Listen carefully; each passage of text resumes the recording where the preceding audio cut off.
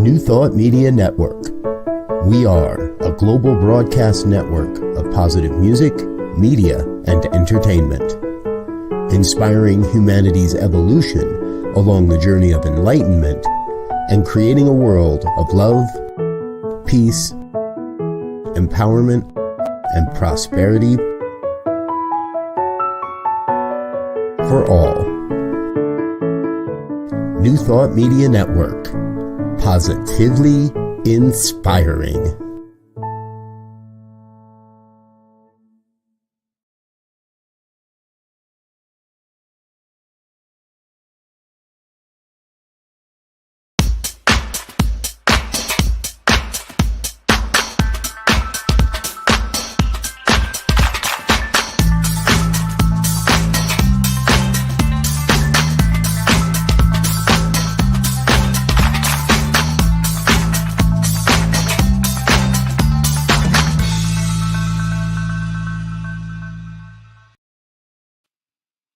Why, hello. Yes, hi. It's me, Bonnie. Yes, Bonnie Morgan Gonzalez, your doula for grief. Happy Monday, happy June, happy Pride Month, whatever you're celebrating today, enjoy it. And I am I'm still a grief coach, a registered nurse, and a religious science practitioner. And I am here to continue to help move the needle on bringing grief out of the shadows and into our daily lives and conversations. You know, loss is what we experience, but grief is what we feel. Remembering that grief needs to be heard. Grief needs to be shared, and grief needs to be validated. And remember that grief has a magical power. It has a magical power to heal us, to transform us in a positive, life-affirming way. So therefore, not turning our back on grief, not seeing it. You know, grief sometimes it's like the elephant in the room, but nobody will address it. No one will, as they say, go there. And I am one of those people that want to go there because I know what power lies in grief. And I do want to welcome you. I want to offer you today to welcome you to the conversation. Please feel free to join the conversation by dropping a comment or a little note in the comment box. I did get quite a few responses from last week, our discussion around collective grief. And that's when we're all grieving and mourning together over a bigger event that has affected everyone's life. And I know that we are still in that collective grieving state. And I think that's good, because sometimes in our culture, we tend to do the moment of silence and then we've moved on to the next moment and not bringing that with us. So allowing ourselves, opening space for us to continue to have conversations around grief. Grief comes in many, many packages. And today's subject is going to be about cumulative grief. Yes, cumulative grief. And cumulative grief also is known as grief overload. It's when you suffer one loss after another loss after another loss. One person that I was talking with was saying, oh, cumulative grief. It's like, holy crap, I can't handle all these losses. I just can't continue to have loss after loss.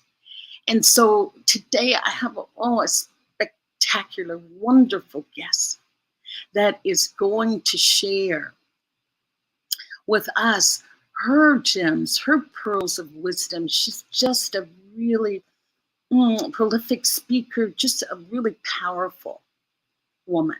And I should stop talking about her and introduce her so she can come on and share with you. And today I have the greatest honor of having Rev D, Jacqueline Edwards. And she's an ordained Centers for Spiritual Living minister. She is currently serving as the Community and Civic Engagement Minister at East Bay Church of Religious Science. She has previously served as a senior minister, a founding minister, and past chair of CSL Diversity and Inclusion Commissions, as a member of the Nominating Council, and as an instructor at Holmes Institute. We're going to get some real lessons today, I'm sure. She's currently a member of CSL Spirituality Motivated Social Engagement Committee. Reverend Jacqueline is the founder of Platinum Butterfly Ministries, through which she envisions creating a world in which everyone has the opportunity to thrive. Doesn't that sound just beautiful? She believes that we are uniquely positioned to co-create healthy, inclusive, ethnically, societal, socially diverse, and economic prosperous communities that celebrate life. I just want to read that once again, because it's really where we are moving. That's a vision that I share. So she believes that we are uniquely positioned to co-create healthy, inclusive, ethnically, socially diverse, and economically prosperous communities that celebrates life. And she holds a bachelor's degree in human relations, a master's degree in organization development and change, and a master's degree in consciousness studies. She also has over 20 years experience in public sector human resources management. Through her business, Platinum Butterfly Ministries, she is a public speaker, a spiritual counselor, a coach, and a group facilitator. Her ministries emphasize spirituality as a path to prosperity, justice, and peace. And I just want to welcome Reverend Jacqueline right now, right here to this space. Thank you so much. What a beautiful bio. And I just feel like it's so chocked full of golden nuggets in there. I don't know where to start first. But what I wanted to say that really touched me in your bio, talking about how your ministries emphasizes spirituality as a path to prosperity, justice, and peace. And I think that so speaks to our time that we're in now. So welcome. Thank you, Bonnie. Thank you so very much for having me. And I want to I'm going to bounce off of that piece of spirituality as the key, because I think that this topic of grief that we're talking about, and particularly when we're looking at the impact of cumulative grief on our day-to-day lives, that it is an open invitation to ask the question, where does my spirituality come in? Where do my spiritual practices come in? Yes. And so first, I think I want to clarify what that means a little bit.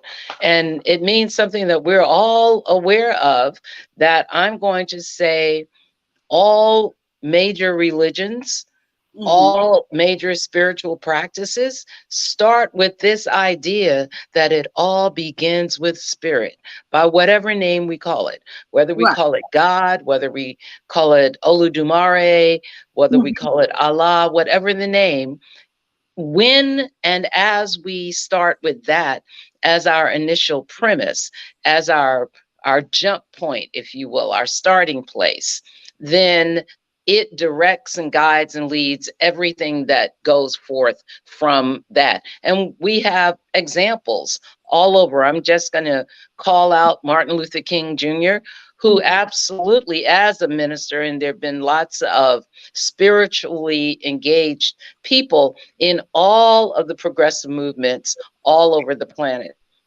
But we have these people who just by title, the current Poor People's Campaign, Yes. just by title, we see that God is in the house. I'm going to say that way, that God is in the house.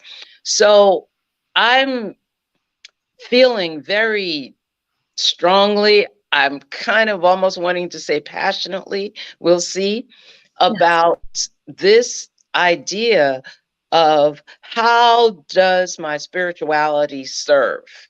And I think it is a particularly important question, again, in multiple spiritual or religious teachings, because there's the opportunity, the easy peasy, to do the spiritual bypass. Oh, and to, jump into that, right? Well, in our particular philosophy, we say life doesn't end. I like to use the Einstein formula, E equals MC squared, going from that, the idea that if energy and life are synonymous, which I believe they are, energy can be neither created nor destroyed. It simply changes form. And that does not make my heart feel any better. Now, it makes my mind feel good. Yes.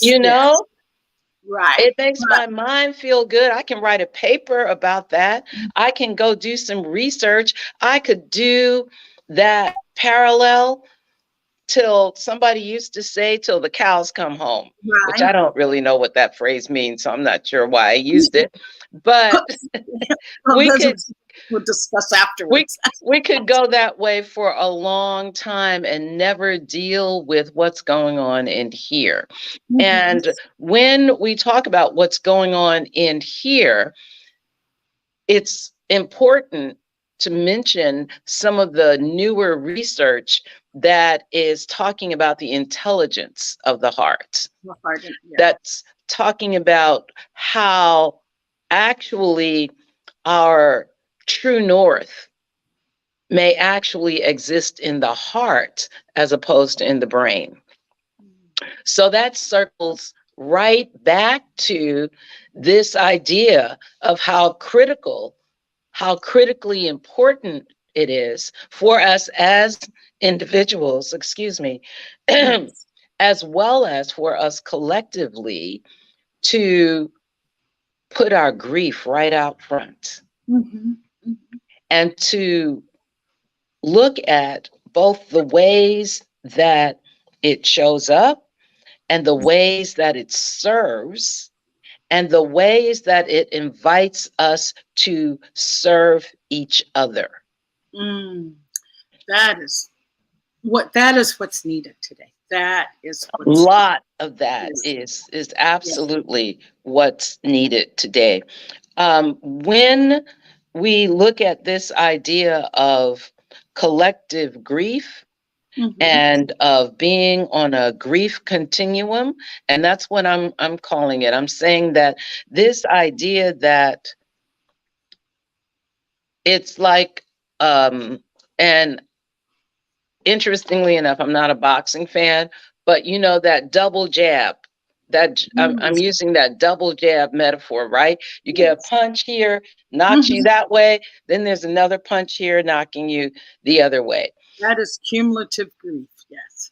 And then we have these myths, these things that we've made up, not that we talk about, because I don't hear anybody talking about it, but what I've had the experience of is, for example, with the shooting in Buffalo.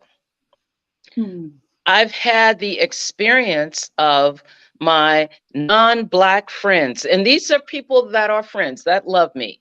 I'm not questioning any of that, but I'm bringing this for a reason because, and I'm using this example because it's recent. Mm-hmm. And I'm sure that people in the Asian community had the same or similar experiences from people in all of our other groups. So I really want to say, I'm not just saying it's a black-white thing. It's a thing that we want to isolate ourselves from it. But let me give you condolences for this thing that happened in your community. Mm-hmm. And yes, and thank you, and yes, and now I'm going to this idea that we teach in religious science of oneness, that there is such an integral connectedness and interconnectedness between all of us, that yes, by all means, let me stand with my Latino brothers and sisters over and see who. When I bring that one, I need a minute. I need a minute when we're talking about our babies, right? We're talking about our babies. So yes, I have a particular compassion for those parents in Texas. And I'm a parent. Yes. I'm a mama too. You know, is to love and like I'm a person. I am a human. So I can't just pretend that that has no impact on me. Right? And so, again, I'm talking about a form of spiritual bypass, which I'm inviting us. I had a teacher some time ago, and in teaching treatment, she always invited you to include the phrase erase, eradicate, remove, and replace.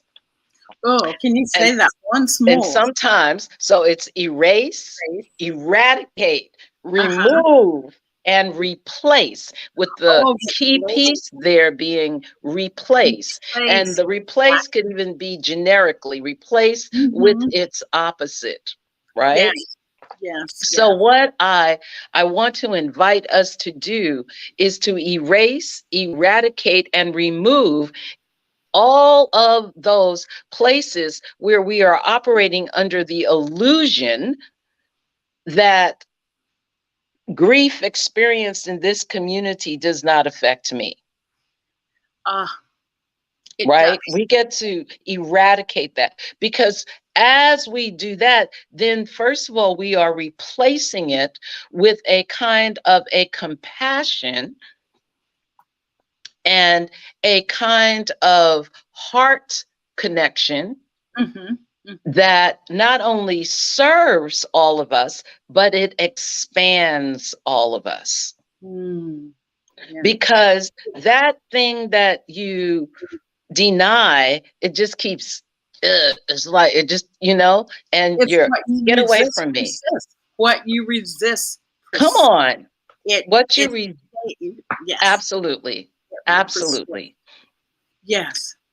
But as we make room, we not only replace with compassion, but we get to replace with, let me say that differently, all of the things that we need to replace reveal themselves. And this is where we start understanding that spirituality as a springboard for our social justice work comes into play. Because as my heart is grieving, and I'm going to say over the last probably 30 days, most certainly, what has come up for me is, first of all, a realization and recognition that, no, we got to do more. We have to do more. We have to do more. So our do more is an individualized expression. To do and our do more as an individualized expression is going to show up in different ways. For different people. From different people. But we all have a piece of it. Yes. Because again, with principle, we all had a piece in creating these conditions. And I am absolutely not going to drill into that right now. If someone wants to have a longer conversation, we can do that at another time in another venue. But we have a piece. I see you want to comment. Because the only reason I want to comment is I'm so drawn into what you're saying that I just want to sit here and listen. But I know that I'm speaking for others that have questions too. So the reason I wanted to comment, because you said something about denial. And this is how I've been holding this, and please help me or speak to it. When I hear people saying with these mass murders and shootings, this is not America. This is not who we are. I feel like this is who we are, honey. Until you say it, how are you going to change it? If you're still, oh no, this is not us with the mass shooting that killed all the babies, but this isn't us. It's like, well, who did it? As you say, we all have a piece in this. For less of I'll be honest, in this ugliness, we all have a piece in this. Clearly. Yeah. So if not you, then who? That's if not me, then who? If this is not, but it's happening here in the United States. Yeah. So this invitation is an invitation to service. Oh, that's how we are being called, no matter what your level of consciousness is or what it is that specifically calls to you, we are being called up and called out. So in ministerial school, as well as in our practitioner training, we have a whole series on care, on pastoral care. Yes. And within pastoral care, there is what do we do? So we pray with people, we pray for people, we send flowers, we send cards. I think it is important for us in all of our communities to look at ramping it up. What does that mean? That means that we have a grief team. Yeah. That means that we have a team of folks, which I want to suggest we rotate. As I've recently applied for to be a focus ministry in Centers for Spiritual Living, to make Platinum Butterfly Ministries a focus ministry. And in doing that, and in having this conversation with you, because I'm going to totally fess up, grief and loss is something that I've avoided until COVID. Until COVID brought it to me, to my face, it sat it in my lap, just like, and I'm sure I was going to say, just like a toddler, climbs up into your lap. Or for the animal lovers, I've been at a friend's home, and that little doggy just goes, no, I'm coming to your lap, and I'm just going to be there. So this grief thing, through both my own personal experience as well as through the experience of my family, my community, these increasing circles, has put it in my lap. Yes. And I think I'm not the only one. So here it is. What am I going to do with it? Yes. And I want to say one thing to that when you talked about COVID bringing. It's like COVID put us all on timeout, sent us to our room and said, now here's a box of grief, and I want you to open it. I want you to deal with it. I want you to see what it's going to bring you, but you got to get through the opening of the box. Yes. So yes. I'm over the top that you said that. Yes. I can't put the box off in the corner, huh? I can't put it behind the TV where I can't see it. I can't put it downstairs in some of all that storage area. No, you're locked in the room with it. You are locked in the room with it. And I suspect that just like other areas of our lives that we ignore, that ignored grief turns into dis-ease. Yes. That broken heart is literally a broken heart. The piece when I talk about having a grief team or connecting it, how we express our compassion to service, I think part of the invitation for us is to recognize that this is not, at least in this moment, this time frame, and by time frame, I mean these 100 years or so that we're living in, this is not a, this is going to be over soon kind of thing. This is not even, and I don't know, because I like history. I'm not going to call myself a historian, but I do like history. I don't know that there's ever been a time in history where we did not have the opportunity to serve each other through this expression and this experience of grief. Well, I'm going to ask you just to repeat that. I need to hear that again. I'm saying I don't know that there was ever a time in history, and I'm talking about the history of humanity. Yes. Where we did not have the opportunity to be with each other in the expression of grief, the acknowledgement of grief itself as a healing process. And where I think we've progressed to is that we not only now have the opportunity, but we have the responsibility.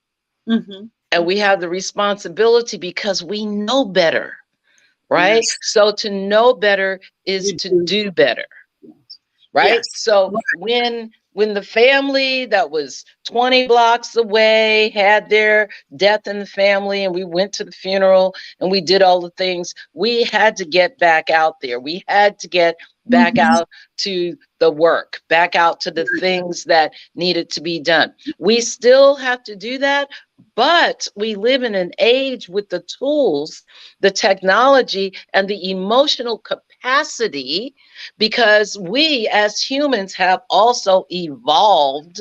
So we have the capacity that we have the responsibility to put into play to be present with and for each other in different ways. And as we do that, we get to see some things. So one of the things that I thought about when I was thinking about this conversation was how and when, I'm going to do a personal first and then I'll go to the global, how and when do my feelings about my sister, my youngest sister, passed in 1995. And so how and when does my heart flood? So there are the expected times, which are the times having to do with the anniversary of her death in December. And then there's, of course, her birthday. Yes. Right? So we expect that the birthday comes, the anniversary comes, whatever. But then there are those other times. Yes. There are those other times when, and we like to say, and by we, I'm talking about all of those who acknowledge that we have ancestors that are continuing to be present with us. Yes. But there are times when the voice is there giving the instruction. There are times when the circumstance or the condition or the conversation harkens back to something that is reminiscent of her way of being in the world. And when I harken back to that, it informs how I am to be in the world in that moment at that time. So what I'm talking about now is how, as we open ourselves up, we allow ourselves to be gifted with the wisdom and the love of the one or the ones who have gone on before. right? We allow ourselves to be prompted to move forward in a powerful and a collective way. And now I'm going to, in a group way, go to Sandy Hook. Oh, The Sandy Hook parents took their grief and turned it into a movement. yes, exactly. They took their grief, right? And they do not, number one, they do not let you forget. Yes. And we could put Holocaust there as well. And we are learning to do that with the African Holocaust. Right. Right? Exactly. Because traditionally we've only applied that word to the Jewish Holocaust, the World War II experience. But through projects like the 1619 Project, we are bringing again to the forefront through materials like my grandma's hands, right? Where we're looking at the relationship of trauma and understanding that what we're looking at and some of the trauma itself is because I haven't had the opportunity. And by I mean we. And again, I mean, we collectively, not just we of the few who are directly impacted, but we of humanity. Because all of humanity cannot move forward until all of humanity is free, until all of humanity has the food, the clothing, the shelter, all of that. So much of our grief, and I'm going to be quiet after I say this sentence, but it's kind of coming up for me that so much of the grief that we are experiencing in this moment is preventable. So when we look at famine, when we look at hunger on the world, there is a close interconnection between famine and climate change and the climate crisis that some of us choose not to look at or talk about, or take the position, what can I do? Yes. What can I do? And so what I constantly want to remind us is that, yes, there are our individual, and I'm going to call them small things, and I do them too. You know, I write a check to Alameda County Food Bank. Yes. I send money to the Heifer Foundation because they do the international piece. Right? So yes, we get to do those things. I recycle. We get to do that. Sometimes I have a plastic bag, and I'm ashamed to say I'm still using plastic bottles. I'm still drinking water out of the plastic bottles because hydration is really important. And I haven't put in the whole house system yet. Right. I was going to just say that we are all works in progress. How's that? We are works, but it has to be conscious progress. It has to be conscious progress. So what we also get to do, this is the upping the ante piece, right? What we also get to do, you know, all those things that come out and say, write your council member, write your congressman, write your senator. Those are not even difficult things to do, because when you go to their respective websites, they have a whole little form there. All you got to do is put your name in, your address, and what are you wanting to contact us about today?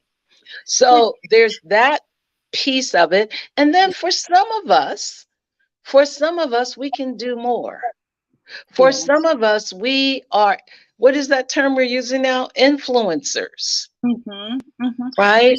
Movers and shakers, if you want. Movers and shakers. So move and shake, baby. Yes. Move and shake, because it is for all of us. And I'm talking, I know I've gotten way outside of grief, but I'm talking about the gifts that grief brings us, and how there is a way in which it expands beyond the academic frameworks of grief is typically for a year. When we have these back-to-back things like we've been having. Grief has no limit. We can just forget that. We can just take that off the table. Thank you. Take that off the table. Thank you so much. I so appreciate your saying that. Information. Oh, you're just beautiful, beautiful. What we're going to do is we're going to just take a little break.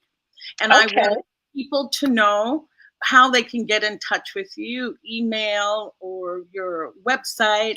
I know that, and I put it in the little chat here so people would know that you are the founder and spiritual leader of Platinum Butterfly Ministries. I am. And I'm going to just, what do we say, tell the truth. So the web page is a work in progress. I'm actually getting some headshots done in a couple of weeks.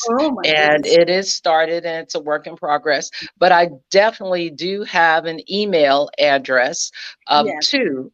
And I'm going to provide both. The email for Platinum Butterfly Ministries is Plat Butterfly, one word, PLATBUTTERFLY @gmail.com. So just Plat Butterfly.com. I mean, at gmail.com. Yes, platbutterfly @gmail.com. And that may, with the website, change into like D Jacqueline at Platinum Butterfly Ministries or something. But right now it's Plat Butterfly, one word, at gmail.com. And there is also Rev Jacqueline, because I very much cherish the work that I have the privilege of doing with Centers for Spiritual Living. And that's REVJACQUELYN at gmail.com. Yes. Well, we're going to take a break and we'll come right back and we'll get a banner for that. Okay. Thank you. And the last thing I want to say on the contact is reach out on Facebook. Oh my goodness. Yes. Okay, before we go to break, Joe, I must say that Reverend Jacqueline has a post, and I believe it was it May 29th? I believe that there was a post that just touched my heart. It is definitely readable. I think I shared it. I put it everywhere. Oh, thank you. What just said, I must have her voice on the show. I must, because I feel that what you're saying, yes, I don't want anybody to do a spiritual bypass. I don't want to put a pretty bow on grief. But grief can be that motivator that gets you to do something, to say, I am mad as hell about these poor babies. I'm mad as hell that an African-American grocery store was targeted. What can I do? Because this is not the world I desire to live in. So grief has that. It can, that anger that I was feeling can be channeled into something positive. Yes. Rage, but channel it into something positive. Yes. So I'm going to let Joe take us to a break and come back for more with Reverend Jacqueline. Thank you. Thank you. Butterfly Ministries. We'll be right back. We'll take a little break so I can breathe and pay attention even more. So thank you so much. We'll be right back with Reverend Jacqueline Edwards.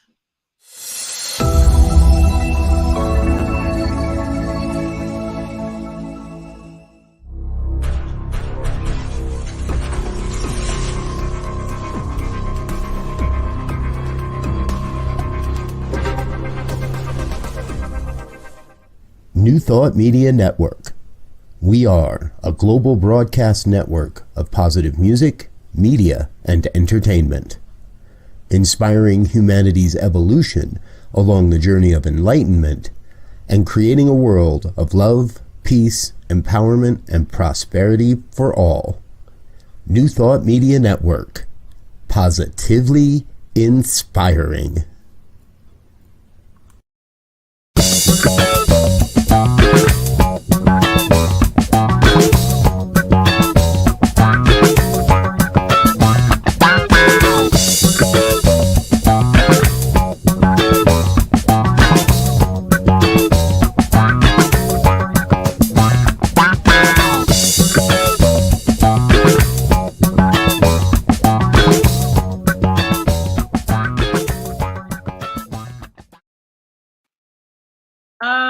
thank you for coming back. And Reverend Jacqueline is with us in the house, and the house is on fire, okay? But I do want to go through some of the comments that we've received since we've come on the air. Yeah, let me just read that. Okay.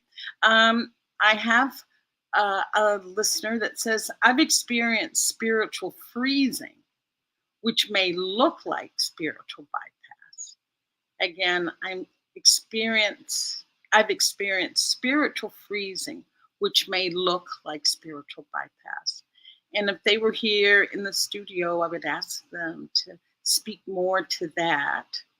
And I don't know if they're referring to that feeling of being numb, that almost that you can't feel anything. And that's okay too. That's a part of grief. It takes a while for our brain to really process some of these bigger traumas, to really start to have an emotion that comes up.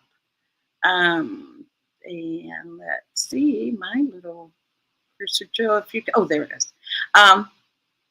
And the listener also says, it's not denial. I found it really hard to get in touch with the feelings, like a wall is around my heart to protect it. And that is, yes, I can share that. I can share that. It's like it's so much hurt, so much pain. It's almost more than we can bear, if you want to use that word. But know that we can, with the support of others, with Reverend Jacqueline here, and we'll bring her back in to address that particular question. Joe, if you can bring Reverend back in. Yeah, I was just reading the last quote. It's not denial. The person doesn't feel like they're in denial. They just find it really hard to get in touch with the feelings, like a wall is around their heart to protect it. And I say we just lean into what we feel. Just lean, even if it's only a few minutes a day, until you can get accustomed to really having a place where discomfort sits within you. I've said before that we live in an avoidance, a society that we avoid anything painful and difficult. It's like, I'm just not going to go there. So know that this is all new, that we're offering people permission to really feel whatever comes up without feeling the need to move forward quickly. So I want to comment on that. And I heard you, Bonnie, when you said it would be nice to get a little more clarity, but I'm going to go from what I feel and think about this idea of being spiritually frozen. So there are a couple of things that come up. The first that comes up for me in terms of, and both personal and as related to conversations that I've had with others, is that it's not unusual to just really go to that place of either and or, but I am really pissed with God, Oludumare, spirit, whatever it is that we want to call it. It's like enough is enough. What's up with that? So, of course, within that are a number of things. There's the putting God outside of myself only, because the divine is both outside of as well as within. There is that. And then, and I'm going to say that's okay. That's okay. For me personally, when I have that feeling, I journal it. I journal it. And to whatever degree journaling it is not bringing me back to my alignment, it is when my spiritual practices go on auto, right? I ain't really feeling God right now, but I'm going to meditate anyway. Yes, yes. So there's that. So I'm saying there's that piece. But the other piece that I think may be more accurate as a descriptor is that I think we are in trauma, that there is a way in which we are traumatized by these events that have happened. Right. So particularly, and we know when we lose someone suddenly, and again, in our personal, I'm wanting to consistently go from personal to family to community to nation to planet. Yes. Right. So there is a way in which the rapid fireness of it, and I actually think that's a pretty apt metaphor for what's been going on. Yes. Of it is traumatizing. It's traumatizing. I'm sitting with, I'm being with this. We're getting across our very interesting media. I'm not going to malign the media today. I'm just going to call it interesting because they're doing whatever their job is as they understand it to be. Yes. And the sidebar on that is that self-education is really important today. It's really important that we do that research. So I think that the piece where I'm actually traumatized, and then, but how can I be traumatized? I mean, I haven't actually been in the middle of the thing. Now I'm talking about when it's not my family, when it's community, when it's broader, when it's Buffalo, right? Yes. Although for me personally, I do have relatives in that part of the country, but there's a place where I'm in trauma and I may or may not know what to do with it. So I think that this is important for us to recognize in ourselves the need to reach out, to yell for help. So in 911 centers, right? So you dial 911, the 911 operator picks up, and those people, as part of their training, have been trained to recognize when the thing that's on the call, and I'm having goose pimples as I say this, when the thing that's on the call is so horrific, right, that I need to make sure that how I'm handling it is the way it needs to be handled, that I'm typing in the thing correctly so that we can get the help to you ASAP. There's a button that I push and a light comes on, and someone else comes, a supervisor, someone else comes on and plugs in, right? So now there are two of us. And then after the thing is handled, I'm off. I'm off. I don't sit here and take another call. There's a whole area of the place of the workspace. There's a whole area of the workspace for me to go take a time out. And someone comes in to check on me, to see how I'm doing, to see if I can work the rest of this shift. And if I go home, I'm taking us through all the little steps because I'm inviting us to bring that kind of triage into our lives. Back to what I'm thinking, back to I'm my brother's keeper. Yes. Yes. I am my brother. Yes. So, and that's twofold. So when I'm feeling this, I'm frozen. Reach out, yell for help. Yell for help. That's what that's called. Yell for help. When I see Bonnie, and Bonnie is like, I can feel that she is in a space. And I know what has been going on either in her life, or I know what's going on globally. right? I get to ask, how you doing? How Yeah. are you? How are you? Mm. And sometimes Bonnie is going to say, oh, I'm fine.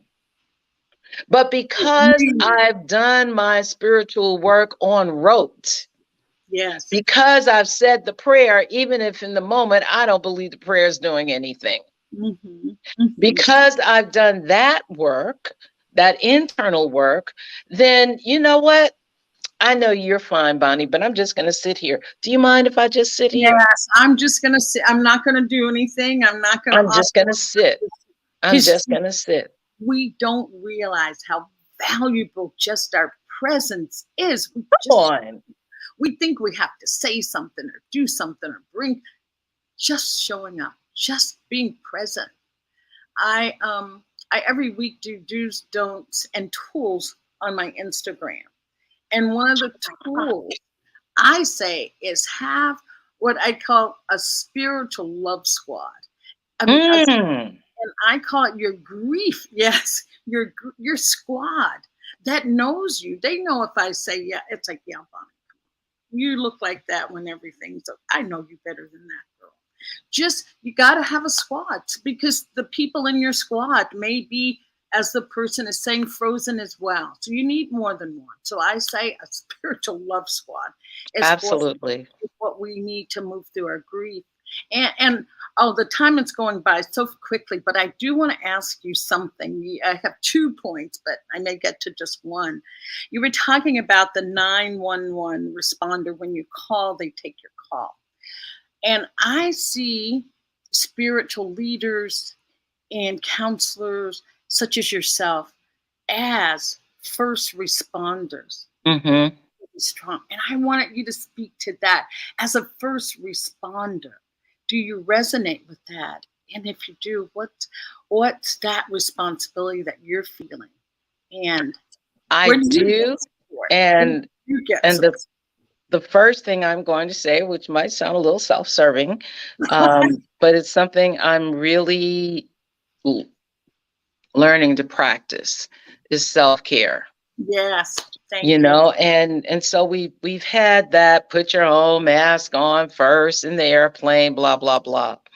And I'm going to kind of circumscribe how I got here, and hopefully you'll appreciate the relationship. So there is the fundamental piece of you can't help others unless you're in good shape. And what that being in good shape means is mental acuity, physical, because again, it's all connected.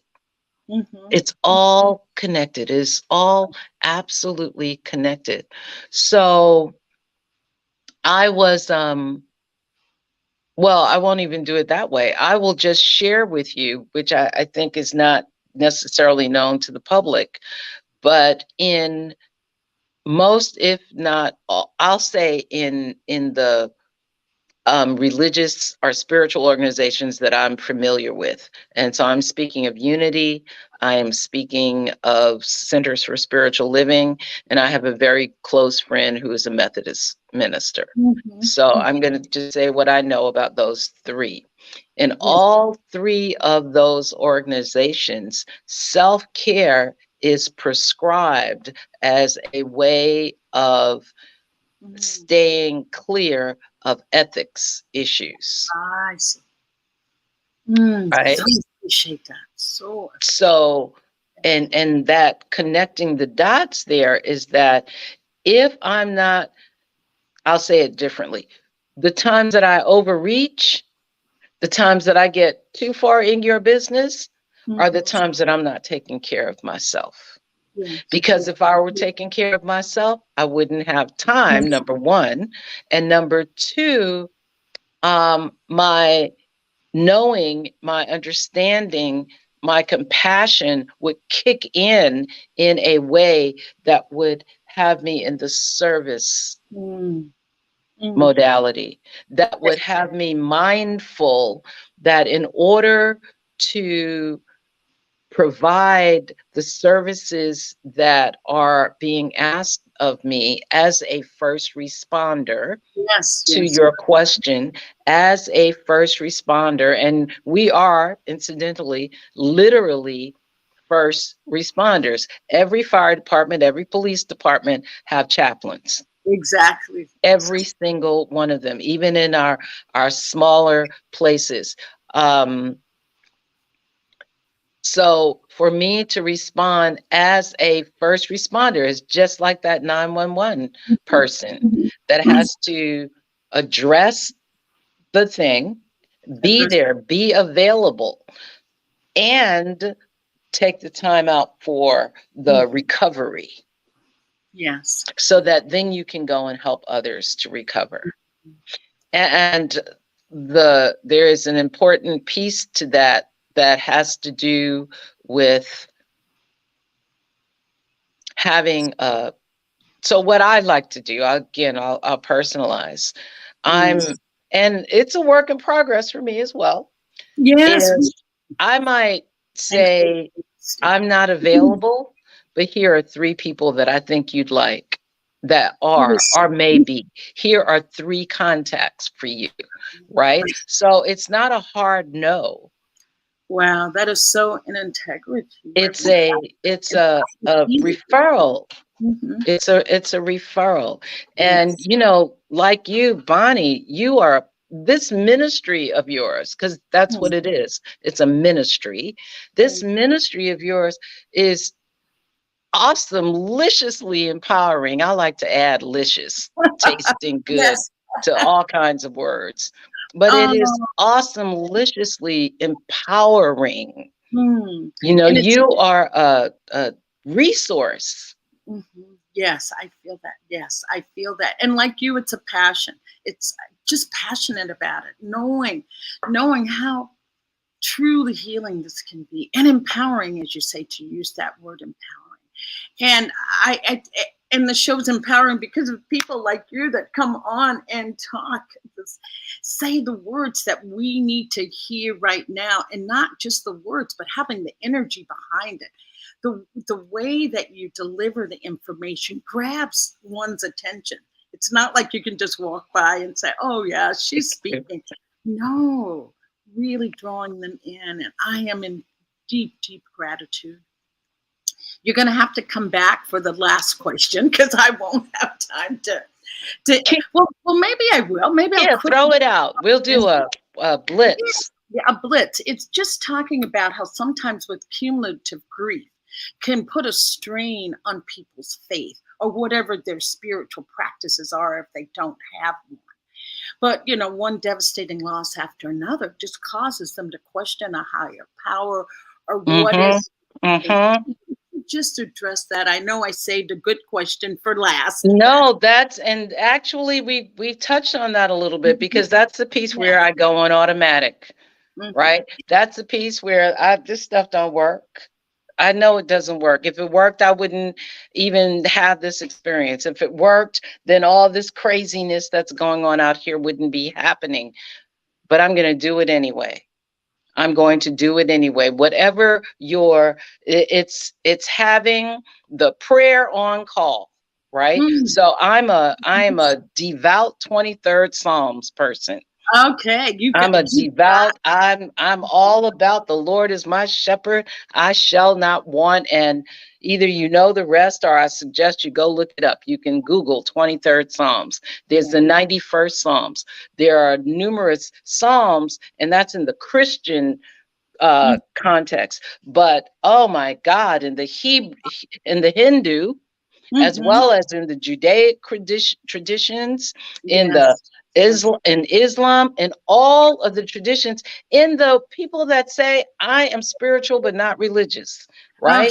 They've got an affirmation. You got some kind of affirmation that you've run across. And if you don't, this is the beauty of our technology. You can Google.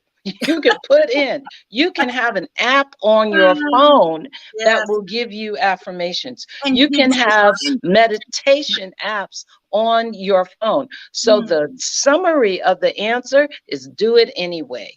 Oh, thank you. Do it anyway. Thank Be you. in the Jacqueline. practice and see what happens. Yes. See what happens. Beautiful. Beautiful. That's my answer to that. Yes, and you answered that. I think when we started, that was you answered that in your opening discussion. So I feel complete and just wanted to put it out there. And thank you for that. Yeah, just want to say hi to Megan from Mexico, and she just says Bonnie has helped me so much through my loss. So with that, I'm in gratitude. I am in deep gratitude. And we are at time. Reverend Jacqueline, we're going to be looking for you to come back to give me a date as when you can reappear. And you can find Reverend Jacqueline at gmail.com. I am in just deep gratitude and so tremendously honored. And I know that you have moved the needle on this discussion of grief today. Thank you. I hope so. Oh, not hope. It is done. It is done, and so it is. Thank you. So it is. Thank you very, very much for having me. Thank you so much. Thank you. New Thought Media Network. Click on the link below and make a donation so we can continue to have beautiful guests like Reverend Jacqueline to be with us here. So thank you so much. Go and just ask yourself one question today. What do I need today? What do I need? Whatever that answer is, give it to yourself. Thank you. Till next week. Thank you. Ciao. New Thought Media Network. We are a global broadcast network of positive music, media, and entertainment, inspiring humanity's evolution along the journey of enlightenment and creating a world of love, peace, empowerment, and prosperity for all. New Thought Media Network. Positively inspiring.